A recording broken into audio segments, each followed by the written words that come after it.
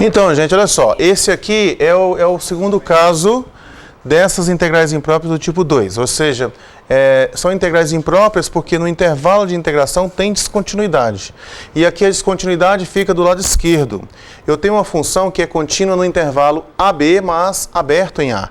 Ou seja, o ponto A não é um ponto de continuidade. E é um tipo de descontinuidade dessa que quando você se aproxima do ponto, no caso aqui eu vou me aproximar do ponto A pela direita, né? A direita do ponto A. Eu vou chegar no ponto A pela direita. E o limite em módulo dá infinito. Ela vai para mais infinito ou vai para menos infinito. Descontinuidade do tipo removível, a gente consegue mostrar que a integral ignora essas descontinuidades. Aí você pode trabalhar normalmente com elas. Mas essas aqui não, essas aqui a gente tem que tomar cuidado. Então a ideia como eu falei para vocês no primeiro caso lá, é você se afastar um pouco desse ponto problemático, de modo que você esteja em um intervalo onde a função é contínua nesse intervalo. Aí vale tudo aquilo que a gente aprendeu lá no início, dentro do curso de cálculo 1, né? Ou seja, você calcula a primitiva aplica no B, menos a primitiva aplica no A mais epsilon, né, que é a extrema inferior. Aí você vai obter uma resposta que depende do epsilon. Aí depois você pega esse epsilon e manda para zero. Lembrando que esse pontinho aqui, você pode chamar ele de lambda. Aí você não vai fazer o lambda tender a zero, você vai fazer o lambda tender ao A. Então, ou você faz o epsilon, que é o afastamento, é o quanto que você se afastou do seu ponto de descontinuidade aqui. Esse aqui é o epsilon. O afastamento ele é uma distância positivo. Ou você faz o afastamento tender a zero, ou você faz o ponto aqui tender a essa extremidade esquerda. Então, como é que eu posso definir a integral imprópria nesse caso? Eu vou definir assim, a integral de A até B, ela é descontínua no A. Então, eu posso definir assim, você vai integrar de lambda até B, que é esse aqui, integra de lambda até B. Aí, depois que você integrou de lambda até B, você vai pegar o lambda e vai fazer ele tender ao A pela direita. Pega o lambda e vai fazer ele tender ao A pela direita. Aí ele vai se aproximar daqui, por aqui. Ou então, você pode fazer o seguinte, você se afastou um pouquinho, então esse aqui é A mais o epsilon, A mais epsilon. Integra de A mais epsilon até B, aqui, de A mais epsilon até B. Aí você vai achar uma resposta que depende do epsilon, que é o afastamento que você deu do ponto A. Aí você pega e calcula o limite quando esse epsilon tende a zero. É bastante simples. Também o epsilon é maior que zero, porque o epsilon é a distância, é o quanto que você se afastou do ponto A. Então esse epsilon aqui, ele tende a zero pela direita, ou simplesmente tende a zero, né? Ele na verdade tende a zero pela direita. Por exemplo, numa situação dessa aqui, eu quero resolver isso aqui. Então o que eu posso fazer aqui, inclusive, é calcular qual que você escolhe primeiro, você vai fazer com epsilon ou com lambda. Vamos supor que você gosta de fazer com epsilon. Aí você primeiro olha aqui, onde que está a descontinuidade? Você tem que perceber onde é que está a descontinuidade. A descontinuidade, você tem aqui o 0 e o 1, né? Você tem descontinuidade aqui no 0. No 1 não tem problema. Se você colocar o x igual a 1 aqui, não vai dar nada, né? Então a descontinuidade está do lado esquerdo aqui, A descontinuidade está aqui no 0. No 1 não tem problema. Então a ideia é você pegar aqui, você vai pegar 0 mais uma coisinha de nada. 0 mais epsilon é a mesma coisa que epsilon, né? Você vai integrar então de epsilon até chegar em 1. E depois você vai descobrir o que acontece quando esse epsilon for para 0. Então você calcula aqui assim, vamos deixar, isso aqui vai ficar assim então. Vai ficar limite, quando o epsilon tende a 0, da integral de epsilon. Esse epsilon que está aparecendo aqui é o 0 mais epsilon. Vai ficar só o afastamento, só o epsilon. De epsilon até 1. De x mais 1 dividido pela raiz de x quadrado mais 2x. Aqui dx. Então, você agora vai se concentrar nessa integral daqui de dentro. Você vai calcular ela, a resposta vai ficar em função de epsilon. Aí depois você vai descobrir o que acontece se você pegar o epsilon e mandar ele para 0. Então, essa integral dali de dentro, não vou parar de escrever limite, vou só escrever aquela integral ali. Aquela integral ali, eu tenho assim, integral, vou escrever um pouquinho menor aqui, né? Integral de epsilon até 1, de x mais 1, Aqui vai ficar raiz de x² mais 2x. E aqui dx. Então, nesse caso, vamos fazer uma mudança de variável. Aqui já foi feito para dar certo. Vocês estão percebendo aqui? Porque a derivada desse de baixo está lá em cima. Vai ficar multiplicado por uma constante, mas está lá. Então, aqui você passa assim, ó. A mudança de variável aqui vai ser o que está dentro do radical aqui, que vai ser o meu u. Então, u igual a x² mais 2x. Aí você encontra quem que é o du aqui, ó. Du, ó, 2x mais 2, ó. 2x mais 2 vezes dx. Bom, mas eu não tenho lá em cima 2x mais 2. Mas, eu posso colocar o 2 em evidência aqui, ó. Se eu colocar o 2 em evidência aqui, aí eu vou ficar com o seguinte, ó. Eu vou ficar que du é 2 em evidência, que multiplica x mais 1 dx. Aí você veja que junto com o x mais 1 só está faltando um 2 multiplicando. Ah, mas isso é muito tranquilo então, não é verdade? Porque eu posso pegar aqui e colocar o 2 que está faltando, e aí eu coloco aqui dividido por meio, ó. Isso é opcional, né?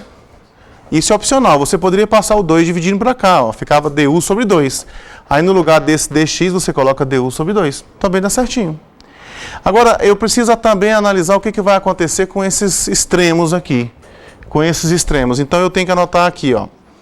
Se o x for igual a epsilon, que é este de baixo aqui. Então, você vai aqui no lugar desse x aqui, ó. Você vai tirar e vai colocar epsilon ali. No lugar desse x aqui e no lugar desse x aqui. Aí você vai ficar assim, ó. Que u valerá epsilon ao quadrado mais 2 epsilon. Pronto, esse aqui é o novo valor de u. Depois, se o x for igual a 1, ó, 1.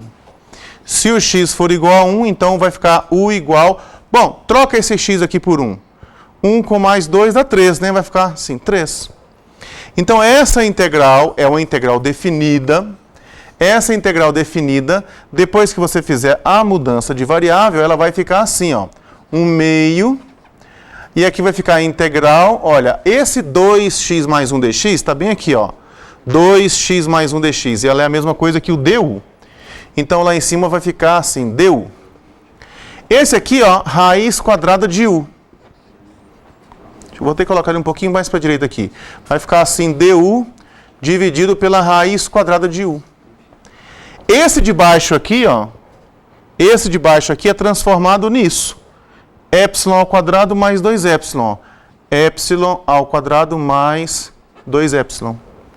E o de cima é transformado em 3. O de cima é transformado em 3. Agora você tem que calcular a primitiva dessa função aqui. Nós fizemos há pouquíssimos instantes qual que era a primitiva de 1 sobre raiz quadrada de u. Não dava 2 raiz de u? Então, aí vai ficar assim, ó. 1 meio... Aqui vai ficar 2 vezes a raiz de u, variando de epsilon ao quadrado mais 2 epsilon, até 3. Certo? É 2 raiz de u. A primitiva disso aqui é 2 raiz de u. Aí agora esse aqui cancela com esse, vai ficar a raiz, né? Ó, vai ficar a raiz de u. A primitiva com tudo, né, vai dar raiz. Agora só essa partezinha aqui dá 2 raiz de u. Variando aqui, ó, de epsilon ao quadrado mais 2 epsilon até 3. E agora? Agora é trocar o epsilon por 3, o u por 3 e depois trocar o u por isso aqui. Aí vai ficar assim, ó. Vai ficar tudo isso aqui igual a raiz quadrada de 3 menos a raiz quadrada de epsilon ao quadrado mais 2 epsilon. Aí o que eu quero saber, lá desde o começo, o que eu quero saber não é isso aqui, o que acontece quando o epsilon for para 0. Então, o que vai acontecer com essa expressão aqui quando o epsilon for para 0? Vai para a raiz de 3, ó. Essa expressão vai, quando o epsilon tende a 0, para a raiz de 3. Então, raiz de 3 é o limite dessa série, é o limite dessa integral imprópria, né? Então, essa integral imprópria é uma integral imprópria convergente. Vamos ver o que significa geometricamente isso aqui? O GeoGebra ajuda a gente bastante nisso, né? Então, vamos dar uma olhadinha lá no GeoGebra, no que significa esse raiz de 3. Olha só, aqui de novo, eu coloquei aqui o epsilon igual a 0,5. Aqui está a função que eu estou trabalhando. E aqui eu estou integrando, então, de 0,5, essa integral aqui é de 0,5 até 1. A nossa ideia ali, ó, é pegar esse epsilon e fazer ele ficar cada vez mais perto de zero.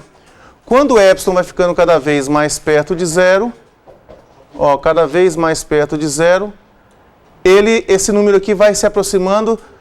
Bom, de que será que ele aproxima? Vamos colocar aqui epsilon igual a, vamos colocar um zero, um negocinho assim, 1,72. Isso aí não é mais ou menos a raiz, não é aproximadamente a raiz quadrada de 3?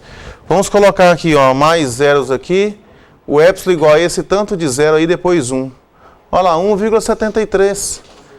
Quer dizer que essa área abaixo da curva, sob a curva, ela é uma área finita, embora a região não seja limitado, né? Não tem como você colocar essa região aí dentro de um disco. Ó, você vai ficando cada vez mais perto de 1,73, que é justamente a raiz quadrada de 3. Então, quando a descontinuidade for à esquerda, a ideia é você fazer isso. Você se afasta um pouquinho da esquerda, né, para o lado direito, e depois pega o afastamento e manda ele tender a zero. Se você preferir, você integra de lambda até 1, depois pega o lambda e manda para zero.